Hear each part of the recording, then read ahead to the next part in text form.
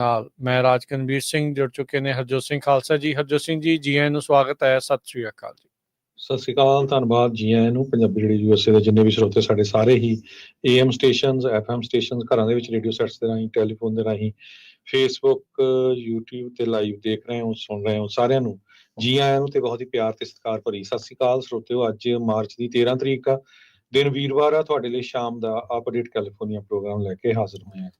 Programme ਨੂੰ sponsor ਕਰਦੇ ਨੇ ਖਾਲਸਾ ਇੰਸ਼ੋਰੈਂਸ ਏਜੰਸੀ, ਜਿਨ੍ਹਾਂ ਦੇ ਕੋਲੋਂ ਹਰ ਇੱਕ ਤਰੀਕੇ ਦੀ ਇੰਸ਼ੋਰੈਂਸ ਕਰਵਾ ਸਕਦੇ ਹੋ। ਇੰਸ਼ੋਰੈਂਸ ਬਾਰੇ ਪਤਾ ਕਰਨ ਲਈ ਕਾਲ 408-272-2500। ਟੇਰਕੀਆਣਾ ਇਮੀਗ੍ਰੇਸ਼ਨ ਲਾ ਫਰਮ, US ਇਮੀਗ੍ਰੇਸ਼ਨ ਦਾ ਹੋਵੇ ਕਿਸੇ ਵੀ ਤਰੀਕੇ ਦਾ ਕੰਮ, ਕਾਲ ਅਟਰਨੀ ਜੇ ਟੇਰਕੀਆਣਾ 415-909-0503। ਗੁਰਬਚਨ ਸਿੰਘ ਨਾਗਰਾ ਸੈਕਰਾਮੈਂਟੋ, ਸਰਬਜੀਤ ਸਿੰਘ ਕੁਲਵਿੰਦਰ ਕੌਰ ਧੂਤ ਯੂਨੀਵਰਸਿਟੀ, ਗੁਰਦੇਵ ਸਿੰਘ ਸੋਹਲ ਐਂਟੀਲੋਪ, ਪਰਮਜੀਤ ਸਿੰਘ ਦਾਖਾ ਬਰਕਲੇ, ਗੁਰਸਾਹਿਬ ਸਿੰਘ ਬੇਕਰਸਫੀਲਡ, ਅਵਤਾਰ ਸਿੰਘ ਮੰਜ਼ਲ ਗਲੋਬਸ। ਇਹਨਾਂ ਸਾਰਿਆਂ ਦਾ ਧੰਨਵਾਦ। ਜੇ ਤੁਸੀਂ ਵੀ ਇਸ ਪ੍ਰੋਗਰਾਮ ਨੂੰ ਸਪਾਂਸਰ ਕਰਨਾ ਚਾਹੁੰਦੇ ਹੋ, ਸੰਪਰਕ ਕਰ ਸਕਦੇ ਹੋ 408-722-7698 ਦੇ ਉੱਤੇ।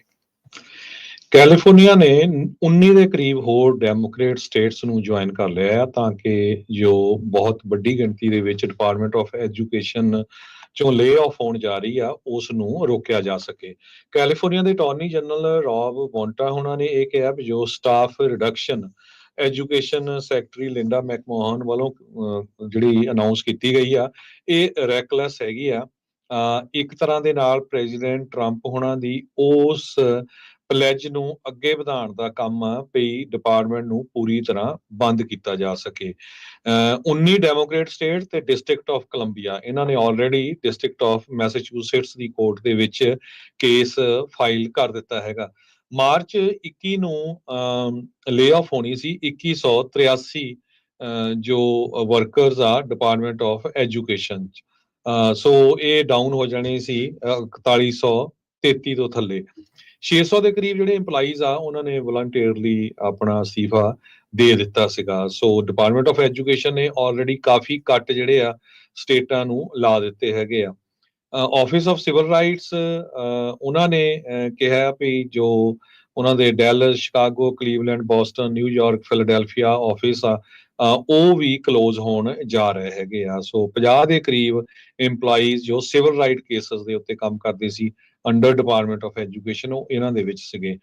Arizona, Colorado, Connecticut, Delaware, Hawaii, Illinois, Maine, Maryland, Massachusetts, Michigan, Minnesota, Nevada, New Jersey, New York, Oregon, Rhode Island, Washington, Wisconsin, Vermont ਤੇ ਡਿਸਟ੍ਰਿਕਟ ਕੋਲੰਬੀਆ, ਇਹਨਾਂ ਸਾਰਿਆਂ ਨੇ ਇਹ ਰਲ ਕੇ ਜਿਹੜਾ ਆ ਲਾ ਸੂਟ ਫਾਈਲ ਕੀਤਾ ਹੈਗਾ ਜੀ। ਉਧਰ ਅੱਜ ਇੱਕ ਫੈਡਰਲ ਜੱਜ ਜਿਹੜੇ ਨੇ ਜੱਜ William H. Alsup, US District Court, Northern District of California, ਉਹਨਾਂ ਨੇ ਹਦਾਇਤ ਦਿੱਤੀ ਹੈ ਟਰੰਪ ਪ੍ਰਸ਼ਾਸਨ ਨੂੰ ਵੀ ਭਾਈ ਜਿਹੜੇ ਬੰਦੇ ਤੁਸੀਂ ਲਾਹੇ ਸੀਗੇ, ਲੇ ਆਫ ਕੀਤੇ ਸੀਗੇ, ਫਾਇਰ ਕੀਤੇ ਸੀਗੇ 6 ਜਿਹੜੀਆਂ ਫੈਡਰਲ ਏਜੰਸੀਜ਼, ਉਹਨਾਂ ਦੇ ਵਿੱਚੋਂ ਉਹਨਾਂ ਨੂੰ ਤੁਸੀਂ ਦੁਬਾਰਾ ਹਾਇਰ ਕਰੋ, ਜਿਹੜੇ ਕਿ ਪ੍ਰੋਬੇਸ਼ਨਰੀ ਸਟੇਟਸ ਦੇ ਉੱਤੇ ਸੀਗੇ। ਸੋ ਜਿਹੜੇ ਪ੍ਰੋਬੇਸ਼ਨ ਦੇ ਉੱਤੇ ਅਫਸਰ ਮੁਲਾਜ਼ਮ ਚੱਲ ਰਹੇ ਸੀ, ਜਿਹਨਾਂ ਨੂੰ 2 ਸਾਲ ਦਾ ਜੇ ਨਹੀਂ ਹੋਇਆ ਸੀ, ਤਾਂ ਟਰੰਪ ਪ੍ਰਸ਼ਾਸਨ ਨੇ, ਡੌਜ ਨੇ ਕਿਹਾ ਸੀ ਇਹਨਾਂ ਸਾਰਿਆਂ ਦਾ ਪੱਤਾ ਜਿਹੜਾ ਉਹ ਘੱਟ ਜਿਹੜਾ ਹੋ ਦਿੱਤਾ ਜਾਵੇ। ਸੋ ਇਸ ਜਿਹੜੀ ਆ ਅਦਾਲਤ ਦੇ ਵਿੱਚ ਜਿਹੜੇ ਜੱਜ ਵਿਲੀਅਮ ਐਲਸਪ ਆ, ਉਹਨਾਂ ਨੇ ਕਿਹਾ ਵੀ veteran affairs, agriculture, defence, energy ਤੇ ਇੰਟੀਰੀਅਰ ਡਿਪਾਰਟਮੈਂਟਸ ਜਿਹੜੇ ਪ੍ਰੋਬੇਸ਼ਨ ਦੇ ਉੱਤੇ ਮੁਲਾਜ਼ਮ ਸੀ, ਉਹਨਾਂ ਨੂੰ ਮੁੜ ਦੁਬਾਰਾ ਹੁਣ ਤੁਸੀਂ ਰੀਇਨਸਟੇਟ ਕਰੋ, ਮੁੜ ਦੁਬਾਰਾ ਤੁਸੀਂ ਉਹਨਾਂ ਨੂੰ ਹਾਇਰ ਕਰੋ। ਉਹਨਾਂ ਨੇ ਕਿਹਾ ਵੀ ਬਾਕੀਆਂ ਦੇ ਵਿੱਚ ਵੀ ਤੁਹਾਨੂੰ ਸੋਚਣ ਦੀ ਲੋੜ ਆ, ਮੈਂ ਇਸ ਡਿਸੀਜਨ ਨੂੰ ਐਕਸਪੈਂਡ ਵੀ ਕਰ ਸਕਦਾ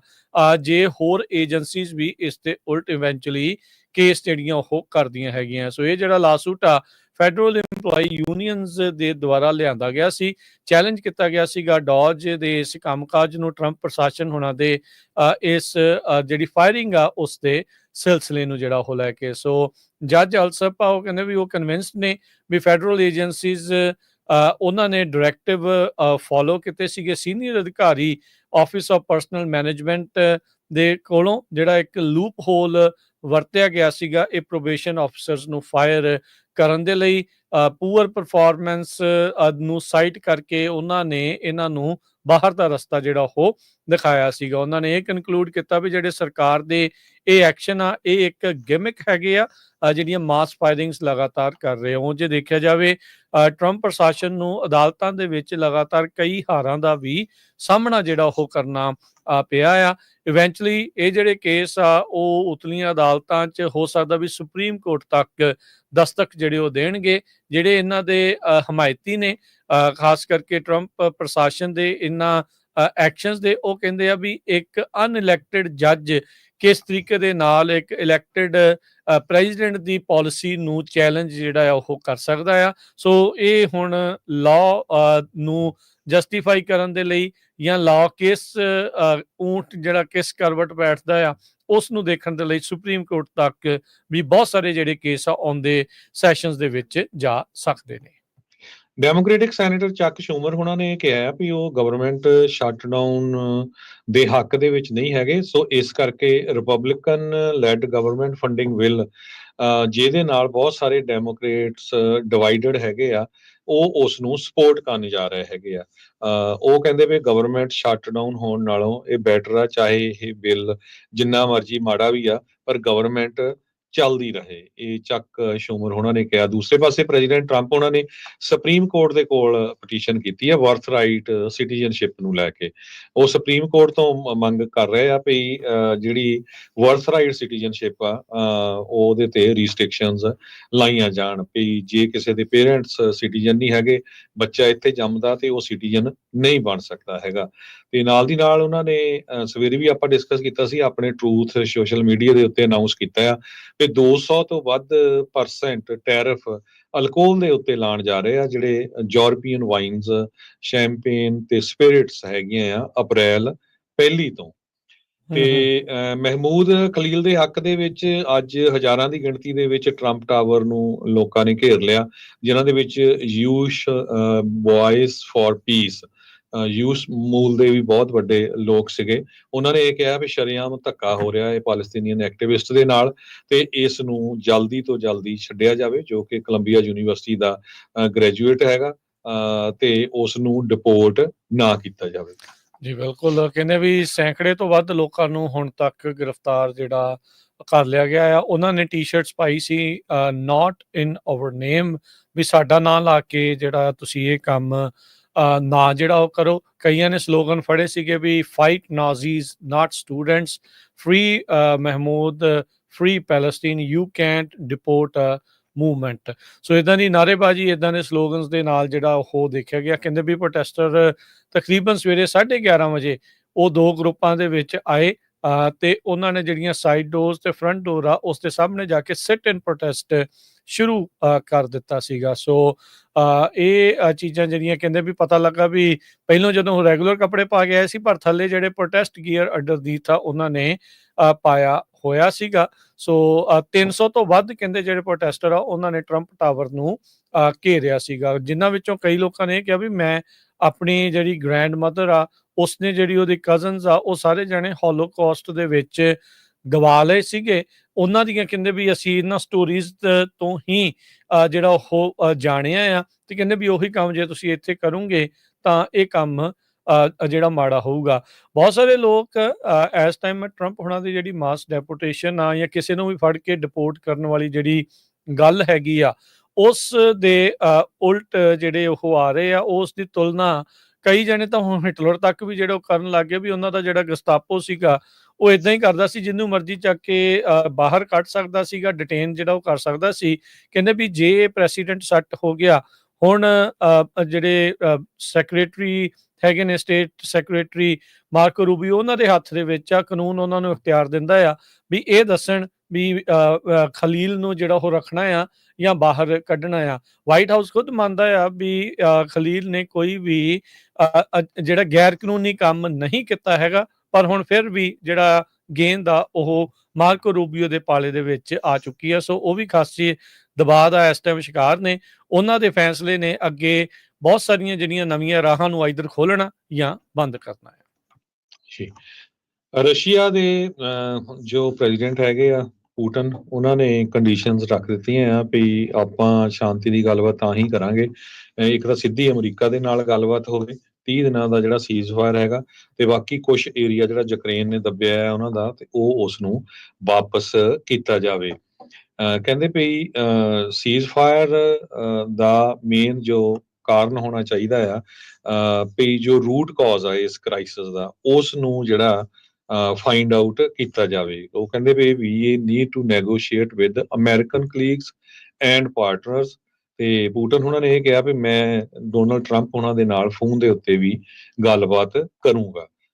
ਸੋ ਇਹ ਹੁਣ ਸਿੱਧੀ ਗੱਲਬਾਤ ਟਰੰਪ ਉਹਨਾਂ ਦੀ ਹੋਊਗੀ। ਪ੍ਰੈਜ਼ੀਡੈਂਟ ਜੋ ਰਸ਼ੀਆ ਦੇ ਹੈਗੇ ਆ, ਉਹਨਾਂ ਨੇ ਇਹ ਕਿਹਾ ਵੀ ਕਰਸਕ ਵਾਲਾ ਜੋ ਏਰੀਆ ਆ, ਉਹ ਉਹਨਾਂ ਨੇ ਯੂਕਰੇਨੀਅਨ ਟਰੂਪਸ ਨੇ ਆਪਣੇ ਕਬਜ਼ੇ 'ਚ ਲਿਆ ਸੀ, ਉਹ ਸਾਨੂੰ ਜਿਹੜਾ ਵਾਪਸ ਮਿਲਣਾ ਚਾਹੀਦਾ ਹੈਗਾ ਆ। ਕੀ ਪੁਟਿਨ ਸੱਚਮੁੱਚ ਹੀ ਰੈਡੀ ਹੈਗਾ ਸੀਜ਼ਫਾਇਰ ਦੇ ਲਈ? ਸੋ ਇਹ ਹਜੇ ਤੱਕ ਕੋਈ ਕਲੀਅਰ ਨਹੀਂ ਹੈ, ਪਰ ਅਮਰੀਕਾ ਵਾਲਿਆਂ ਨੇ ਇੰਟੈਲੀਜੈਂਸ ਆਪਣੀ ਸ਼ੇਅਰ ਕਰਨੀ ਸ਼ੁਰੂ ਕਰ ਦਿੱਤੀ ਹੈ ਯੂਕਰੇਨ ਨਾਲ, ਤੇ ਉਹਨਾਂ ਨੂੰ ਇਹ ਕਿਹਾ ਵੀ ਆਪਾਂ ਤੁਹਾਨੂੰ ਹੋਰ ਹਥਿਆਰ ਵੀ ਦੇਵਾਂਗੇ ਜਦੋਂ ਤੁਸੀਂ ਜ਼ੈਲੈਂਸਕੀ ਉਹਨਾਂ ਨੇ ਜੋ ਪੀਸ ਦੇ ਲਈ ਸਾਈਨ ਕੀਤੇ ਹੈਗੇ ਆ। ਜੀ ਬਿਲਕੁਲ। ਕੈਲੀਫੋਰਨੀਆ ਦੇ ਵਿੱਚ ਇੱਕ ਕਾਨੂੰਨ ਲਿਆਂਦਾ ਜਾ ਰਿਹਾ ਸੀ ਡੈਮੋਕ੍ਰੇਟਸ ਦੇ ਦੁਆਰਾ, ਜਿਸ ਦੇ ਤਹਿਤ ਸੈਲਫ ਡਿਫੈਂਸ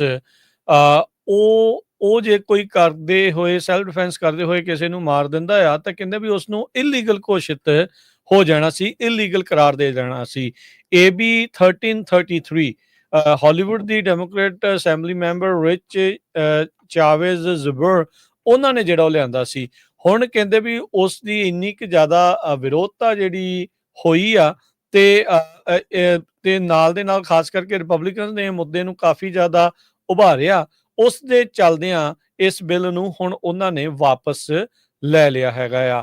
ਉਹਨਾਂ ਨੇ ਕਿਹਾ ਵੀ ਜਿਹੜੇ ਕਹਿੰਦੇ ਵੀ ਇਸ ਬਾਬਤ ਕਾਫੀ ਜ਼ਿਆਦਾ ਫੀਅਰ ਤੇ ਕਨਫਿਊਜ਼ਨ ਫੈਲ ਗਈ ਸੀ, ਇਸ ਦੇ ਚੱਲਦਿਆਂ ਮੈਂ ਹੁਣ ਇਸ ਬਿੱਲ ਨੂੰ ਕਹਿੰਦੇ ਵੀ ਵਾਪਸ ਲੈ ਰਿਹਾ। ਇਹ ਉਹਨਾਂ ਦੀ ਸਟੇਟਮੈਂਟ ਉਹਨਾਂ ਨੇ ਆਪਣੇ ਵੈਬਸਾਈਟ ਦੇ ਉੱਤੇ ਪੋਸਟ ਕੀਤੀ ਸੀਗੀ। ਸੋ ਕਹਿੰਦੇ ਵੀ ਸਕੋਪ ਬਹੁਤ ਹੀ ਜ਼ਿਆਦਾ ਨੈਰੋ ਕੀਤਾ ਜਾਣਾ ਸੀਗਾ ਇਸ ਬਿੱਲ ਦੇ ਤਹਿਤ।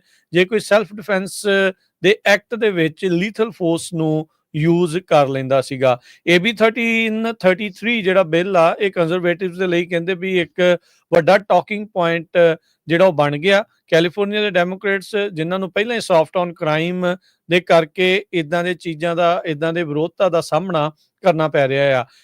ਰਿਵਰਸਾਈਡ ਕਾਉਂਟੀ ਦੇ ਸ਼ੈਰਿਫ ਤੇ ਕੈਲੀਫੋਰਨੀਆ ਦੇ ਗਵਰਨਟੋਰੀਅਲ ਕੈਂਡੀਡੇਟ ਚੈਡ ਬਿਆਂਕੋ ਉਹਨਾਂ ਨੇ ਆਰਗਿਊ ਕੀਤਾ ਸੀਗਾ ਵੀ ਕਹਿੰਦੇ ਵੀ ਇਹ ਲੈਜਿਸਲੇਸ਼ਨ ਦੇ ਨਾਲ ਬੇਸਿਕਲੀ ਤੁਸੀਂ ਜਿਹੜਾ ਸੈਲਫ ਡਿਫੈਂਸ ਆ ਕ੍ਰਿਮੀਨਲਸ ਦੇ ਉਲਟ ਉਸ ਨੂੰ ਤੁਸੀਂ ਇਲੀਗਲ ਜਿਹੜਾ ਉਹ ਕਰ ਰਹੇ ਆ। ਸੋ ਉਹਨਾਂ ਨੇ ਕਿਹਾ ਵੀ ਜਿਹੜੇ ਸੈਕਰਾਮੈਂਟੋ 'ਚ ਬੈਠੇ ਡੈਮੋਕ੍ਰੇਟਸ ਆ, ਉਹਨਾਂ ਨੇ ਪਿਛਲੇ 15 ਸਾਲਾਂ ਦੇ ਵਿੱਚ ਇਕੱਲੇ ਲਾ ਐਨਫੋਰਸਮੈਂਟ ਦੇ ਹੱਥ ਹੀ ਨਹੀਂ ਬੰਨੇ ਤੇ ਕ੍ਰਿਮੀਨਲਸ ਦਾ ਨੂੰ ਥਾਪੜਾ ਹੀ ਨਹੀਂ ਜਿਹੜਾ ਦਿੱਤਾ, ਬਲਕਿ ਜਿਹੜੇ ਕੈਲੀਫੋਰਨੀਅਨਸ ਇਹਨਾਂ ਕ੍ਰਿਮੀਨਲਸ ਦੇ ਉਲਟ ਲੜਨ ਨੂੰ ਰੈਡੀ ਨੇ, ਉਹਨਾਂ ਨੂੰ ਵੀ ਇਹ ਬਖਸ਼ ਨਹੀਂ ਰਹੇ। ਸੋ ਇਸ ਦੇ ਇਵੈਂਚੁਅਲੀ ਜਿਹੜਾ ਚੱਲਦੇ ਆ ਹੁਣ ਡੈਮੋਕ੍ਰੇਟਸ ਨੂੰ ਇਹ ਜਿਹੜਾ ਆਪਣਾ ਬਿੱਲ ਆ ਵਾਪਸ ਲੈਣਾ ਪੈ ਗਿਆ ਹੈ। ਟੈਸਲਾ ਦਾ ਜਿਹੜਾ ਸਟਾਕ ਆ ਉਹ ਰੈੱਡ ਦੇ ਵਿੱਚ ਆ। ਬਹੁਤ ਸਾਰੇ ਲੋਕ ਪੂਰੇ ਅਮਰੀਕਾ ਦੇ ਵਿੱਚ ਪ੍ਰੋਟੈਸਟ ਕਰ ਰਹੇ ਟੈਸਲਾ ਦੇ ਅਗੇਂਸਟ। ਬੇਰੀਆ ਦੇ ਲੋਕਾਂ ਨੇ ਵੀ ਜੁਆਇਨ ਕੀਤਾ। ਬੇਰੀਏ ਦੇ ਬਹੁਤ ਸਾਰੇ ਸ਼ਹਿਰਾਂ 'ਚ ਪੋਸਟਰ ਲੱਗੇ ਹੋਏ ਆ ਵੀ ਜਿਹੜੀ ਟੈਸਲਾ ਖਰੀਦਣੀ ਬੰਦ ਕਰੋ, ਇਸ ਨੂੰ ਵੇਚ ਦਿਓ। ਕਈ ਜਗ੍ਹਾ ਦੇ ਉੱਤੇ ਟੈਸਲਾ ਦੇ ਜਿਹੜੀਆਂ ਸੇਲਸ ਆਫਿਸ ਆ ਉਹ ਭੰਨ ਤੋੜ ਵੀ ਕੀਤੀ ਗਈ ਹੈਗੀ ਆ। ਟਰੰਪ ਉਹਨਾਂ ਨੇ ਟੈਸਲਾ ਖੁਦ ਖਰੀਦ ਕੇ ਉਹਦੀ ਜਿਹੜੀ ਸਪੋਰਟ ਕਰਨ ਦੀ ਵੀ ਜਿਹੜੀ ਕੋਸ਼ਿਸ਼ ਕੀਤੀ ਹੈਗੀ ਆ। ਸੋ ਸਾਰਾ ਕਾਸੀ ਦੇ ਵਿੱਚ ਜਿਸ ਡਿਪਾਰਟਮੈਂਟ ਨੂੰ ਡੋਜ ਨੂੰ ਲੀਡ ਕਰ ਰਹੇ ਆ ਐਲੋਨ ਮਸਕ, ਟੈਸਲਾ ਦੇ CEO, ਉਹਨਾਂ ਨੇ ਹਜ਼ਾਰਾਂ ਦੀ ਗਿਣਤੀ 'ਚ ਫੈਡਰਲ ਵਰਕਰਸ ਨੂੰ ਲੇ ਆਫ ਕੀਤਾ ਹੈ। ਉਹਦੇ ਕਰਕੇ ਲੋਕ ਔਖੇ ਆ। 50% ਟੈਸਲਾ ਦਾ ਸਟਾਕ ਇਲੈਕਸ਼ਨ ਵਾਲੇ ਦਿਨ ਤੋਂ ਲੈ ਕੇ ਹੁਣ ਤੱਕ ਡਾਊਨ ਜਾ ਚੁੱਕਾ ਹੈਗਾ ਆ। ਬੇ ਏਰੀਆ ਦੇ ਲੋਕ ਇਹ ਕਹਿੰਦੇ ਆ ਵੀ ਅਸੀਂ ਕਿਸੇ ਤਰ੍ਹਾਂ ਦੀ ਪ੍ਰਾਪਰਟੀ ਦਾ ਨੁਕਸਾਨ ਕਰਨ ਦੇ ਲਈ ਸਾਡਾ ਕੋਈ ਇੱਛਾ ਨਹੀਂ ਹੈਗੀ, ਪਰ ਅਸੀਂ ਫਾਈਨੈਂਸ਼ੀਅਲੀ ਜਿਹੜਾ ਹਿੱਟ ਕਰਨਾ ਚਾਹੁੰਦੇ ਆ ਟੈਸਲਾ ਦੀਆਂ ਕਾਰਾਂ ਦੁਆਰਾ ਕਿ ਵੇਚ ਕੇ ਤੇ ਨਾ ਨਵੀਆਂ ਜਿਹੜੀਆਂ ਕਾਰਾਂ ਆ ਉਹ ਖਰੀਦ ਕੇ। ਜੀ, ਟਰੰਪ ਉਹਨਾਂ ਨੇ ਕਿਹਾ ਸੀਗਾ ਜਦੋਂ ਤੋਂ ਟੈਸਲਾ ਦੇ ਕਈ ਗੱਡੀਆਂ ਨੂੰ ਅੱਗ ਲੱਗੀ ਆ, ਉਹਦੇ ਖਿਲਾਫ ਪ੍ਰੋਟੈਸਟ ਹੋਏ ਆ। ਟਰੰਪ ਉਹਨਾਂ ਨੇ ਕਿਹਾ ਵੀ ਵਾਇਲੈਂਸ ਅਗੇਂਸਟ ਟੈਸਲਾ ਉਸ ਨੂੰ ਡੋਮੈਸਟਿਕ ਟੈਰਰਿਜ਼ਮ ਦੇ ਤੌਰ ਦੇ ਉੱਤੇ ਇਹ ਦੇਖਣਗੇ। 2 ਦਿਨ ਪਹਿਲਾਂ ਜਿਹੜਾ ਆ ਰਾਸ਼ਟਰਪਤੀ ਟਰੰਪ ਨੇ ਇਹ ਬਿਆਨ ਦਿੱਤਾ ਸੀ, ਜਦ ਯਾਦ ਹੋਣਾ ਸਿਐਟਲ ਦੇ ਵਿੱਚ ਜਿਹੜੇ ਟੈਸਲਾ ਟਰੱਕ ਆ ਉਹਨਾਂ ਨੂੰ ਅੱਗ ਜਿਹੜੀ ਉਹ ਲਾ ਦਿੱਤੀ ਗਈ ਸੀ। ਉਹਨਾਂ ਨੇ ਕਿਹਾ ਵੀ ਜਿਨ੍ਹਾਂ ਨੇ ਇਹ ਕੰਮ ਕੀਤਾ ਆ ਦੇ ਵਿਲ ਗੋ ਥਰੂ ਹੈਲ। ਟਰੰਪ ਹੁਣਾਂ ਨੇ ਈਲਨ ਮਸਕ ਦਾ ਜਿੱਦਾਂ ਤੁਸੀਂ ਦੱਸਿਆ ਜਾਂ ਵੀ ਉਹ ਪੂਰੀ ਤਰ੍ਹਾਂ ਸਪੋਰਟ ਦੇ ਵਿੱਚ ਨਾਲ ਆ।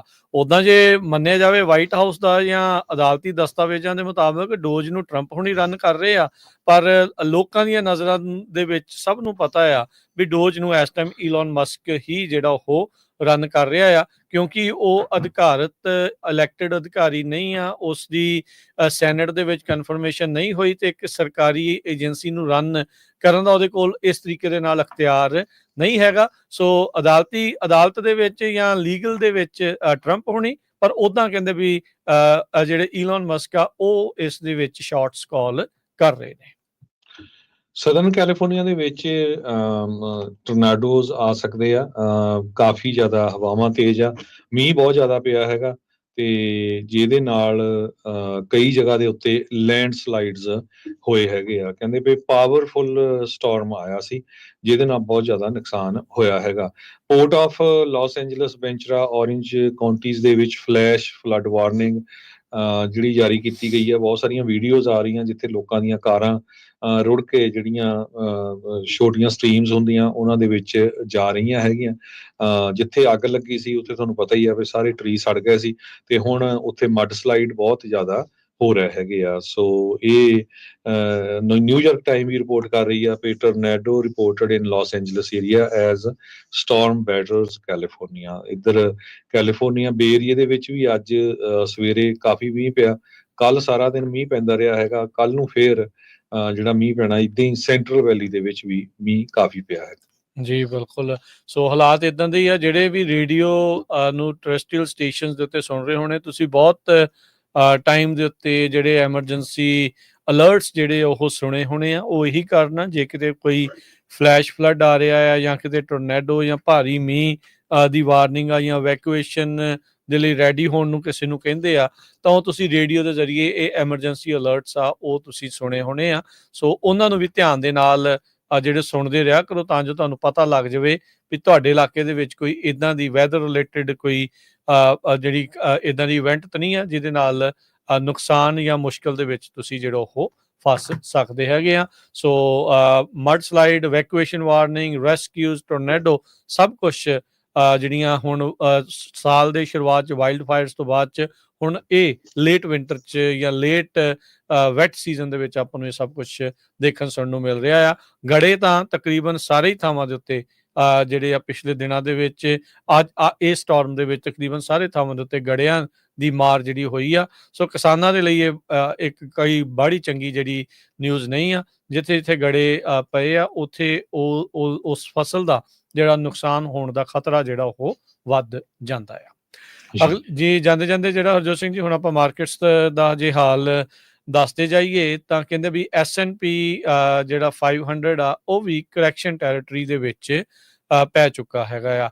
ਡਾਓ ਜੋਨ ਅੱਜ ਇੱਕ ਵਾਰੀ ਫੇਰ 537 ਪੁਆਇੰਟ ਹੋਰ ਘਟਿਆ, ਡਿੱਗਾ 40,813 ਦੇ ਉੱਤੇ 14 ਤੇ ਬੰਦ ਹੋਇਆ। S&P 78 ਪੁਆਇੰਟ ਘਟ ਕੇ 5522, ਨੈਸਡੈਕ 300 ਤੇ 45 ਪੁਆਇੰਟ ਘਟ ਕੇ 17,303 ਤੇ ਬੰਦ ਹੋਇਆ। ਸੋਨੇ ਦਾ ਭਾਅ $3,000 ਪ੍ਰਤੀ ਆਉਂਸ ਹੋ ਚੁੱਕਾ ਆ। ਜਿਹੜੇ ਕੱਚੇ ਤੇਲ ਦੀ ਕੀਮਤ $67 ਪ੍ਰਤੀ barrel. 10 year yield 4.28%। Crypto currency 'ਚ ਬਿਟਕੋਇਨ 81,509 ਤੇ ਇਥੀਰੀਅਮ $1,871 ਦੇ ਬਰਾਬਰ ਚੱਲ ਰਹੇ ਆ। ਟੈਕਸਸ ਦੇ ਵਿੱਚ ਕਹਿੰਦੇ ਸਾਊਥ ਟੈਕਸਸ 'ਚ ਜਿਸ ਟਾਈਮ ਆਪਾਂ ਤੁਹਾਡੇ ਨਾਲ ਖਬਰਾਂ ਸਾਂਝੀਆਂ ਕਰਦੇ ਹਾਂ, ਇੱਕ ਬਲੈਰੋ ਦੇ ਗੈਸ ਸਟੇਸ਼ਨ ਤੇ $2.36 ਨੂੰ ਅਨਲੀਡਡ ਰੈਗੂਲਰ ਗੈਸ ਹੈਗੀ ਆ। ਕੈਲੀਫੋਰਨੀਆ ਦੇ ਵਿੱਚ ਹਜੇ ਵੀ $4 ਦੇ ਲਾਗੇ ਛਾਗੇ ਆ। ਸੋ ਹੋਪਫੁਲੀ ਇੱਧਰ ਵੀ ਸਸਤੀ ਹੋਊਗੀ। ਤੇ ਜੇ ਕਰੰਸੀ ਦੀ ਗੱਲ ਕਰਦੇ ਜਾਈਏ, $1 ਦੇ ਬਰਾਬਰ ਕੈਨੇਡਾ ਦੇ $1 ਤੇ 45 ਸੈਂਟ ਦੇ ਕਰੀਬ ਹੋ ਗਿਆ ਤੇ $1 ਦੇ ਬਰਾਬਰ ਪਾਕਿਸਤਾਨ ਦੇ $278 ਤੇ 90 ਪੈਸੇ। $1 ਦੇ ਬਰਾਬਰ ਇੰਡੀਆ ਦੇ $86 ਤੇ 93 ਪੈਸੇ। ਕੈਲੀਫੋਰਨੀਆ 'ਚ ਹਰਜੋਤ ਸਿੰਘ ਅਜੇ ਵੀ $4 ਤੇ 66 ਐਵਰੇਜ AAA ਜਿਹੜੇ ਫਿਊਲ ਪ੍ਰਾਈਸਿਸ ਇਹ ਦੱਸਦਾ। ਨੈਸ਼ਨਲ ਐਵਰੇਜ $3.07 ਆ ਤੇ ਟੈਕਸਸ ਦੀ ਜਿੱਦਾਂ ਤੁਸੀਂ ਦੱਸਿਆ ਵੀ $2.66 ਜਿਹੜੀ ਉੱਥੇ ਐਵਰੇਜ ਇਸ ਟਾਈਮ ਚੱਲ ਰਹੀ ਹੈਗੀ ਆ। ਸੋ ਹੁਣ ਲੈਂਦੇ ਆ ਜੀ ਇਜਾਜ਼ਤ। ਸਭ ਨੂੰ ਪਿਆਰ ਭਰੀ ਸਤਿ ਸ੍ਰੀ ਅਕਾਲ।